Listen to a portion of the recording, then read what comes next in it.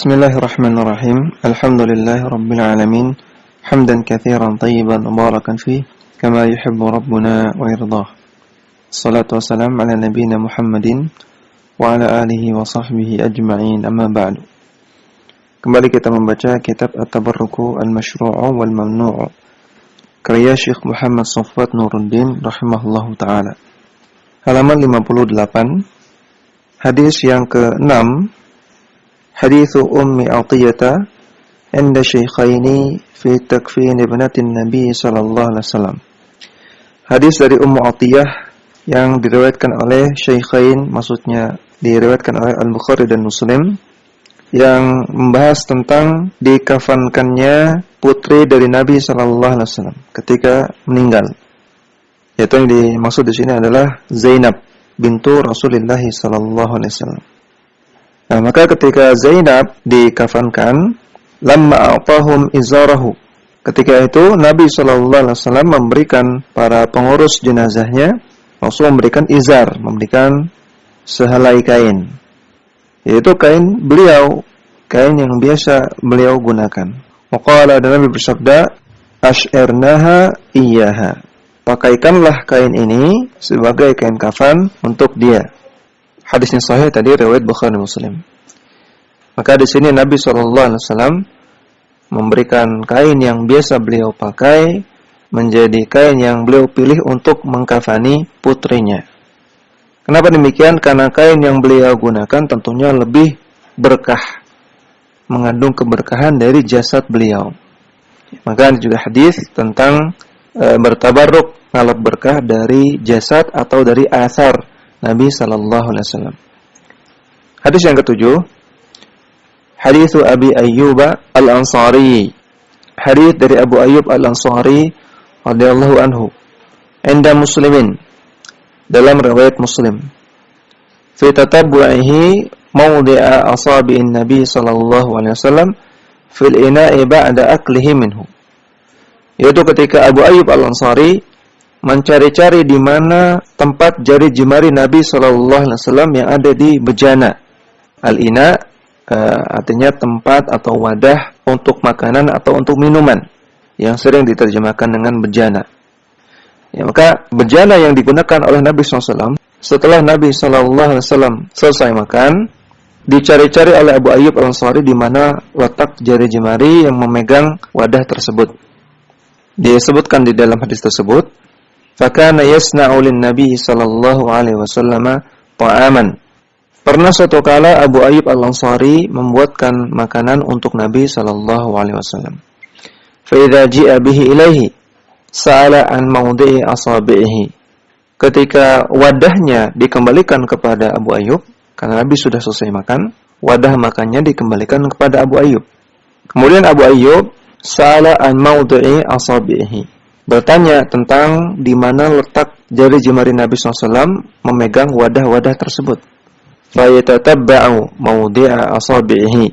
Kemudian Abu Ayyub pun mencari-cari di mana letak jari jemari Nabi SAW tersebut di wadah tersebut. Fasana'a lahu ta'aman fihi thumun.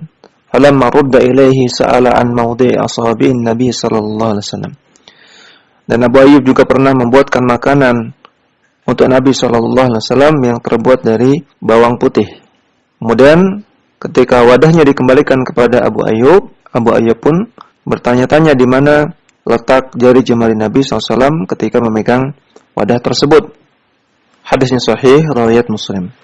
Hadisnya sahih, riwayat Muslim. Dijelaskan oleh para ulama kenapa Abu Ayyub mencari-cari letak jari jemari Nabi SAW ketika memegang wadah-wadah tersebut. Karena Abu Ayyub Al-Ansari, beliau ingin makan dari bekas tersebut.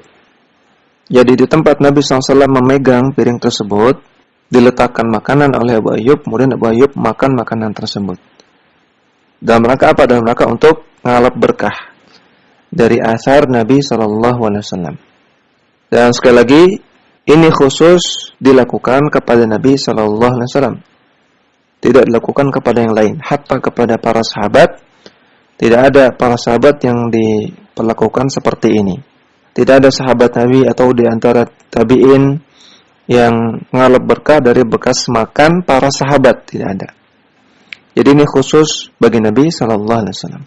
Hadis yang ke-8, haditsu Sahal ya. Nampaknya di sini ada salah ketik ya, harusnya Sahal. Haditsu Sahal bin Sa'din As-Sa'idi. Inda Syaikhaini. Hadis dari Sahal bin Sa'ad As-Sa'idi yang diriwayatkan oleh Bukhari Muslim.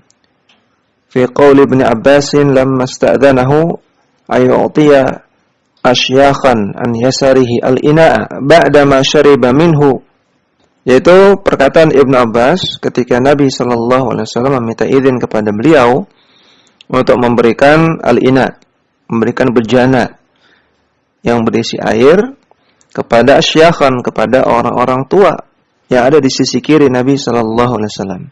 Ba'da ma syariba minhu, setelah Nabi sallallahu alaihi wasallam minum dari bejana tersebut. Faqala Ibnu Abbasin, maka Ibnu Abbas radhiyallahu ta'ala anhu mengatakan, la uthiru binasibi minka ahadan. Aku tidak akan mendahulukan orang lain untuk mendapatkan bagianku darimu, wahai Rasulullah. Akan lebih mudah untuk kita fahami kalau kita baca lengkapnya hadis. Dari Sahal bin Sa'd As-Sa'idi radhiyallahu anhu yang mengatakan, anna Rasulullah sallallahu alaihi wasallam ata bi syarabin fashariba minhu wa an yaminihi ghulamun wa an yasarihi al-ashyakhu. Bahwasanya Nabi sallallahu alaihi wasallam dihidangkan kepada beliau minuman, kemudian beliau pun minum minuman tersebut. Sedangkan di sisi kanan beliau ada seorang anak kecil laki-laki, yaitu tadi Ibnu Abbas. Sedangkan di sisi kiri Nabi ada asyakh, para orang-orang tua. Faqala lil gulami, maka Nabi SAW berkata kepada bocah tersebut, yaitu Ibnu Abbas, ata'dzanu li an u'tiya haula'i, wahai Ibnu Abbas, wahai bocah, apakah engkau izinkan aku untuk memberikan bejana ini, minuman ini kepada orang-orang yang ada di sebelah kiri tersebut? Karena bejana ini ada di sebelah kanan Nabi, ya, ada di sebelah kanan Nabi, maka tentunya yang lebih berhak untuk meminumnya adalah orang-orang di sebelah kanan. Maka ketika Nabi SAW ingin memindahkannya ke sebelah kiri, Nabi minta izin dulu. Ya, perhatikan ini bentuk adab Nabi SAW, bentuk akhlak mulia Nabi SAW, walaupun kepada anak kecil, kepada seorang bocah.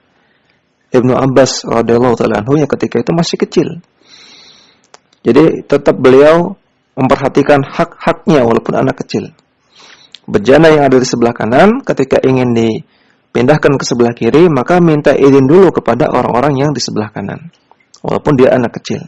Maka di sini kita dapat faedah bahwasanya kita wajib untuk memperhatikan hak-hak anak kecil dan tidak boleh mengambil hak-hak mereka walaupun mereka anak kecil. Faqala al-ghulamu wallahi ya Rasulullah la uthiru binasibi minka ahadan. Maka anak kecil tadi, yaitu Ibnu Abbas, mengatakan, wahai Rasulullah, aku tidak akan mendahulukan orang lain untuk mendapatkan bagianku, mendapatkan hakku darimu, yaitu bekas minum Nabi. Nah, ini kan bejana berisi minuman yang sebelumnya sudah diminum oleh Nabi SAW, mengandung keberkahan. Dan itu ada di sebelah kanan Nabi. Maka ini haknya Ibnu Abbas. Kata Ibnu Abbas, aku tidak akan mendahulukan orang lain, lebih baik ini buat saya, karena ini mengandung keberkahan darimu, wahai Rasulullah. Qala fatallahu Rasulullah sallallahu alaihi wasallam fi yadihi. Kata Sahal bin Sa'ad tadi, maka Rasulullah pun meletakkan bejana tersebut di tangannya Ibnu Abbas. Hadisnya sahih, riwayat Bukhari Muslim. Perhatikan betapa para sahabat itu sangat bersemangat untuk mencari keberkahan dari jasad atau dari athar Nabi sallallahu alaihi wasallam. Ibnu Abbas ketika Rasulullah SAW meminta izin untuk memberikan minuman yang sudah diminum Nabi SAW, mengandung keberkahan. Ketika ini akan diberikan kepada orang lain, Ibnu Abbas tidak mau. Ibnu Abbas bersemangat untuk mendapatkannya karena itu mengandung keberkahan. Kemudian hadis yang ke-9, akhrajal Bukhari wa Muslimun an Abi Musa al-Asy'ari radhiyallahu ta'ala anhu. Diriwayatkan oleh Al-Bukhari dan Muslim dari Abu Musa al-Asy'ari radhiyallahu anhu, qala, ia mengatakan, da'a Rasulullah sallallahu alaihi wasallam biqadahin fihi ma'un. Rasulullah SAW meminta untuk dibawakan sebuah wadah yang isinya air, faghasala yadayhi wa wajhahu fihi wa majja fihi. Kemudian beliau pun mencuci kedua tangannya dengan air tersebut dan juga mencuci wajahnya dengan air tersebut. Dan beliau pun meludah ke dalam wadah tersebut. Tsumma qala, kemudian Nabi bersabda, "Ishraba minhu wa afragha ala wujuhikuma wa nuhurikuma wa abshira." Hendaknya kalian berdua, wahai Abu Musa dan Bilal, minum air tersebut, minum air ini dan cucilah wajah kalian dan juga leher kalian dengan air ini dan terimalah kabar gembira dariku ini. Fa akhadha al-qadaha fa fa'ala ma amarahuma bihi Rasulullah sallallahu alaihi wasallam. Maka Abu Musa dan Bilal pun mengambil wadah tersebut dan melakukan seperti yang diperintahkan oleh Rasulullah sallallahu alaihi wasallam. Fanadathuma Ummu Salamah min wara'i sitri. Kemudian tiba-tiba Ummu Salamah pun memanggil mereka berdua dari balik hijab. Afdala li ummikuma mimma fi inaikuma. Sisakanlah untuk ibu kalian ini air yang ada di dalam bejana tersebut. Fa afdala laha minhu ta'ifatan. Maka Abu Musa dan Bilal pun menyisakan sebagian air dalam wadah tersebut untuk Ummu Salamah. Qala Ibnu Hajar Al-Asqalani rahimahullah mengatakan, wal ghaddu minhu, tujuannya adalah ijadul barakati biriqihi al-mubaraki, untuk mendapatkan keberkahan dari ludah Nabi sallallahu alaihi wasallam yang penuh dengan keberkahan. Ya, hadis ini sudah pernah kita bahas. Kemudian hadis yang ke-10, akhraja Muslimun fi sahihihi min hadits Asma binti Abi Bakrin radhiyallahu anhuma. Hadis yang diriwayatkan oleh Imam Muslim dalam Sahih Muslim dari Asma bintu Abi Bakar radhiyallahu ta'ala anhuma, qalat, Asma mengatakan, an jubbatin indaha. Ia berkata tentang sebuah jubah yang ia miliki sekarang. Hadhihi kanat inda Aisyata hatta qubidat. Jubah ini dahulu dipegang oleh Aisyah radhiyallahu ta'ala anha sampai beliau wafat, sampai Aisyah wafat. Falamma qubidat qabidtuha. Ketika Aisyah wafat, maka akulah yang menyimpan jubah ini. Wa kana Nabi sallallahu alaihi wasallam yalbisuha fa nahnu naghsiluha lil marda wa yastashfi biha. Dan jubah ini dahulu dipakai oleh Nabi sallallahu alaihi wasallam. Dan kami biasa membasuh jubah ini, kemudian airnya diberikan kepada orang yang sakit, yastashfi biha, untuk menyembuhkan orang yang sakit tersebut. Ya, tadi hadisnya sahih riwayat Muslim. Ya, maka pertama, sebagaimana hadis-hadis yang sebelumnya telah kita jelaskan bahwasanya hal ini hanya berlaku bagi Nabi sallallahu alaihi wasallam. Bahwasanya jasad Nabi sallallahu alaihi wasallam dan juga athar beliau, bekas-bekas dan sisa-sisa pemakaian beliau itu mengandung keberkahan, dan ini sifatnya pasti. Artinya pasti keberkahan ada di sana. Dan ini tidak berlaku untuk orang yang lain selain beliau. Maka tidak bisa kita melakukan hal seperti ini untuk orang yang selain Nabi sallallahu alaihi wasallam. Artinya pakaiannya atau bekas pakainya digunakan untuk menyembuhkan orang, ini enggak bisa untuk selain Nabi sallallahu alaihi wasallam. Kemudian yang kedua, hal ini dilakukan karena mengharapkan keberkahan. Ya, keberkahan dari athar, ya, bekas-bekas pakai dari Nabi sallallahu alaihi wasallam. Karena semua yang bersentuhan dengan Nabi sallallahu alaihi wasallam itu mengandung keberkahan. Dan orang yang sakit tentunya butuh kepada keberkahan. Ya, karena keberkahan artinya kebaikan yang langgeng, yang awet dan terus bertambah. Orang yang sakit butuh kebaikan, yang dengan kebaikan tersebut diharapkan dia bisa sembuh dari sakitnya. Dan juga yang ketiga, ini adalah salah satu bentuk ruqyah syar'iyah, yaitu dengan jasad Nabi SAW atau dengan athar dari Nabi SAW. Sebagaimana di hadis yang pertama, ya, Aisyah meruqyah Nabi SAW dengan tangan Nabi sendiri. Karena tangan Nabi SAW ini penuh dengan keberkahan, sehingga ketika meruqyah dengannya, maka lebih besar kemungkinan sembuhnya lebih besar harapannya Allah Ta'ala memberikan kesembuhan. Maka demikian juga semua athar-athar Nabi SAW, bekas-bekas pemakaian Nabi SAW. Jika meruqyah dengannya, dengan athar-athar tersebut, maka lebih besar harapannya Allah Subhanahu wa Ta'ala memberikan kesembuhan. Dan juga yang keempat yang perlu dipahami bahwasanya tentunya yang memberikan kesembuhan adalah Allah Subhanahu wa Ta'ala, bukan jubah tersebut. Ya, bukan athar dari Nabi SAW yang memberikan kesembuhan. Tentunya yang memberikan kesembuhan adalah Allah Subhanahu wa Ta'ala. Adapun jubah ini, jubah yang pernah dipakai Nabi ini sekedar sebab. Yang memberikan kesembuhan secara hakiki tentunya Allah Subhanahu wa Ta'ala. Tidak boleh meyakini bahwasanya jubah inilah yang memberikan kesembuhan. Kalau diyakini demikian, maka ini perbuatan syirik. Namun wajib meyakini bahwasanya yang memberikan kesembuhan hanya Allah Subhanahu wa Ta'ala.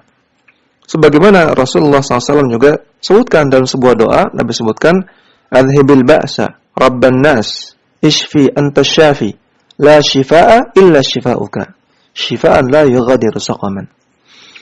Ya Allah, hilangkanlah penyakit ini, wahai Rabb manusia, wahai Rabb semesta alam. Sembuhkanlah orang ini. Ya, ini doa untuk meminta kesembuhan. Ishfi, sembuhkanlah. Anta syafi, engkaulah yang maha penyembuh. La shifaa illa shifauka. Tidak ada kesembuhan kecuali darimu, kata Nabi SAW. Jadi sini Nabi tetapkan yang memberikan kesembuhan hanya Allah Subhanahu wa Ta'ala, bukan yang lain-lain. Shifaan la yughadiru saqaman, dengan kesembuhan yang tidak akan mengembalikan penyakitnya sama sekali lagi. Hadisnya sahih riwayat Bukhari Muslim. Ya, jadi ini beberapa hadis yang menunjukkan bolehnya bertabaruk dengan jasad atau athar dari Nabi sallallahu alaihi wasallam. Dan Ahlussunnah wal Jamaah menetapkan hal ini, bahwasanya boleh bertabarruk dengan jasad atau athar Nabi sallallahu alaihi wasallam. Namun ini tidak berlaku untuk orang-orang yang lain, tidak bisa dikiaskan kepada orang-orang yang lain. Buktinya para sahabat tidak pernah melakukan kepada orang yang lain selain Nabi sallallahu alaihi wasallam.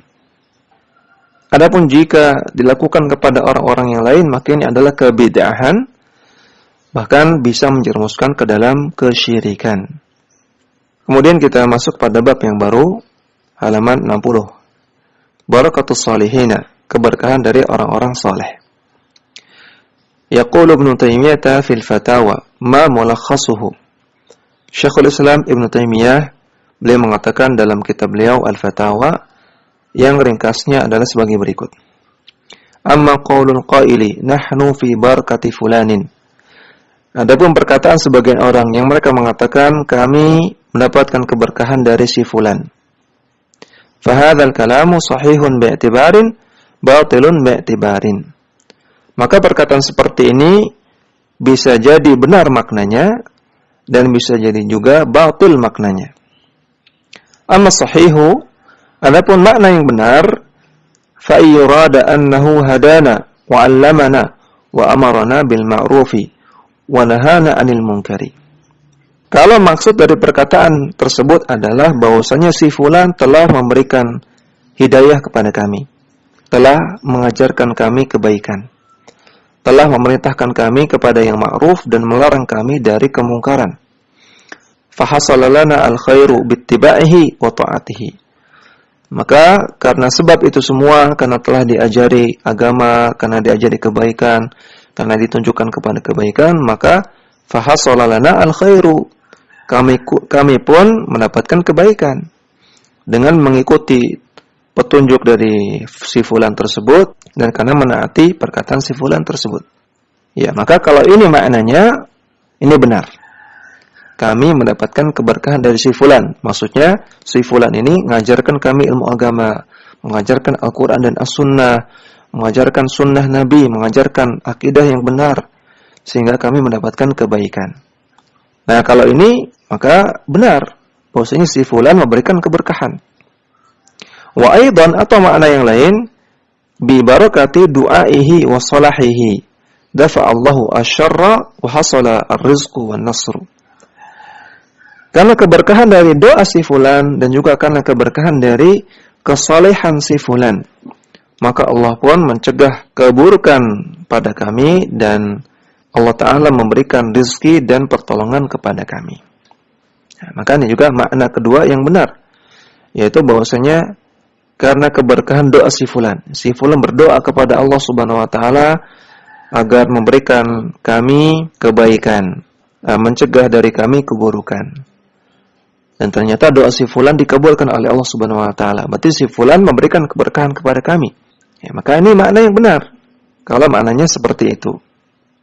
Dalilnya fa fil hadits, di dalam sebuah hadis Nabi sallallahu alaihi wasallam bersabda, "Wa hal tunsaruna wa turzaquna illa bidu'afaikum." Bukankah kalian ditolong oleh Allah Subhanahu wa Ta'ala dan kalian diberikan rezeki oleh Allah Subhanahu wa Ta'ala karena sebab orang-orang lemah di antara kalian. Jadi kata Nabi SAW, di antara sebab kita mendapatkan pertolongan Allah dan juga di antara sebab kita mendapatkan rezeki dari Allah Subhanahu wa Ta'ala adalah karena adanya orang-orang yang lemah, artinya orang-orang miskin, orang-orang yang hidupnya sengsara, orang-orang yang dizalimi, karena adanya mereka. Bagaimana maksudnya?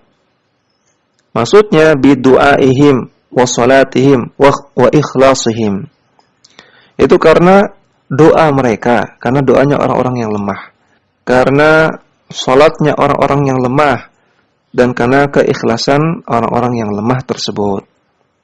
Maka ini menunjukkan bahwasanya orang-orang yang lemah tersebut, artinya orang-orang yang lemah namun saleh, ya. Orang miskin, orang yang dizalimi, namun mereka orang-orang yang saleh, tauhidnya benar, akidahnya benar. Ketika mereka berdoa, ketika mereka salat, ketika mereka ikhlas, maka akan memberikan keberkahan kepada kaumnya. Maka ini dalil bahwasanya doa, kemudian juga keikhlasan, kemudian juga kesalehan, ini akan memberikan keberkahan kepada suatu negeri, kepada suatu kaum. Bal qad yadfa'ullahu al-'adzaba 'anil kuffari wal fujjari li'alla yusibu man bainahum minal mu'minina. Bahkan terkadang Allah Subhanahu wa Ta'ala menahan azab dari orang-orang kafir dan orang-orang fujar, orang-orang ahli maksiat, agar azab tersebut tidak menimpa orang-orang beriman yang ada di tengah mereka.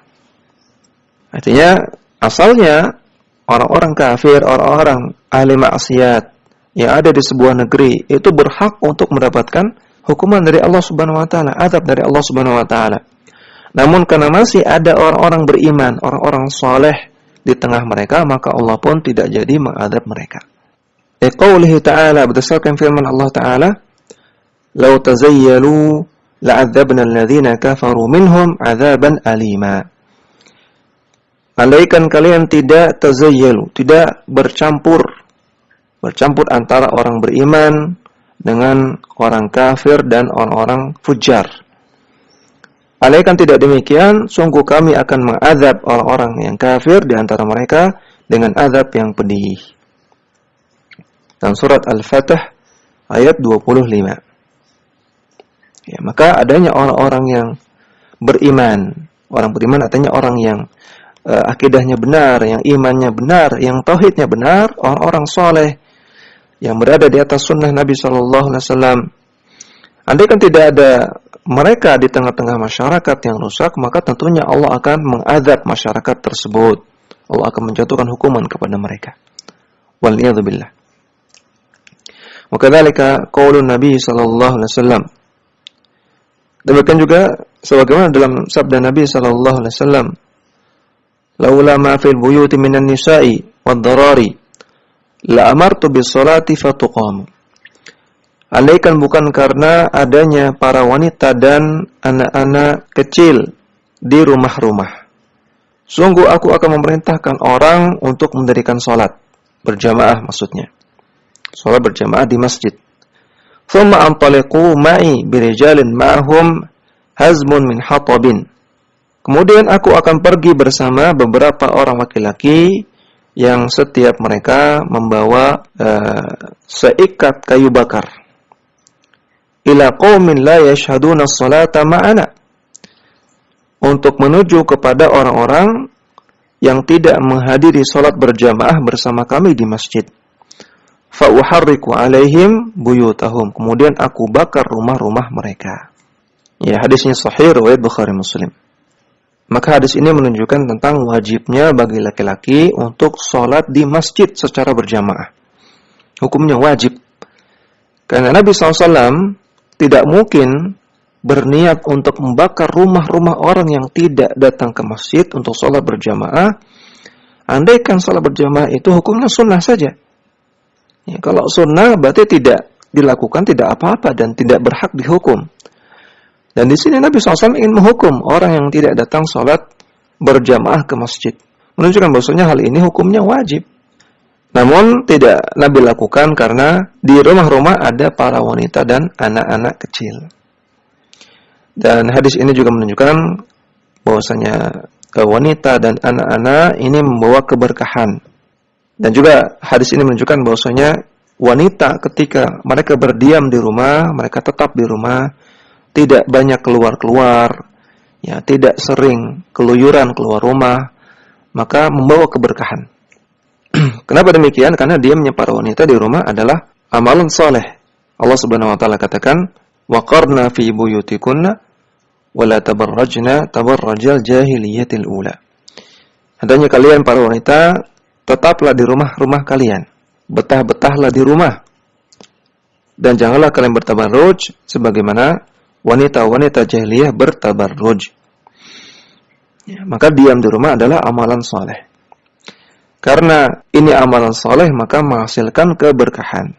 Maka kembali ke tadi, jika keberkahan dari si fulan, keberkahan dari seseorang itu maksudnya adalah kesolehan si fulan, maka ini makna yang benar. Wa kadzalika tarku rajmil hamili hatta tad'a janinaha. Demikian juga Nabi SAW meninggalkan hukum rajam bagi wanita yang sedang hamil sampai dia melahirkan janinnya. Ya, maka si janin tersebut membawa keberkahan bagi ibunya, sehingga ditunda hukuman rajamnya. Fa barakatu awliya'illahi salihina bi'tibari naf'ihim lil khalqi. Maka kesimpulannya, keberkahan para wali-wali Allah yang saleh, keberkahan dari orang-orang saleh adalah dari manfaat yang mereka berikan kepada manusia, yaitu bidu'aihim ila ta'atillahi wa bidu'aihim lil khalqi, yaitu dengan mereka mendakwahkan manusia untuk taat kepada Allah Subhanahu wa taala. Inilah yang diberkahi oleh Allah Subhanahu wa taala, yaitu ketika orang-orang saleh tersebut mendakwahkan untuk taat kepada Allah, mendakwahkan Al-Qur'an dan As-Sunnah. Inilah yang diberkahi. Atau bidu'aihim lil khalqi, dengan doanya orang saleh.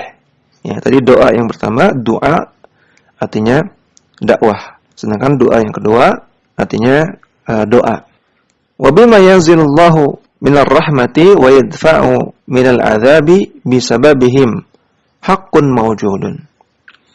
Dan juga dengan Allah Subhanahu wa taala menurunkan rahmat kepada manusia dan Allah mencegah azab dari manusia karena sebab adanya orang-orang soleh tersebut. Yang ini merupakan haqqun mawjudun, yang ini merupakan hak orang-orang soleh yang memang layak disematkan kepada mereka. Maka kesimpulannya, kalau keberkahan orang soleh maksudnya adalah keberkahan dari dakwah mereka, keberkahan dari petunjuk yang mereka berikan, dari pengajaran mereka, yang mereka mengajarkan Al-Quran dan As-Sunnah, mengajarkan tauhid, mengajarkan akidah yang benar, yang mereka memerintahkan kepada kebaikan dan melarang kepada kemungkaran, atau keberkahan dari doa mereka, atau keberkahan dari kesolehan diri mereka, maka ini makna yang benar. Ya, demikian dulu yang kita bahas. Wassallallahu ala nabiyyina Muhammadin wa ala alihi wa sahbihi wasallam. Dakwah semampumu.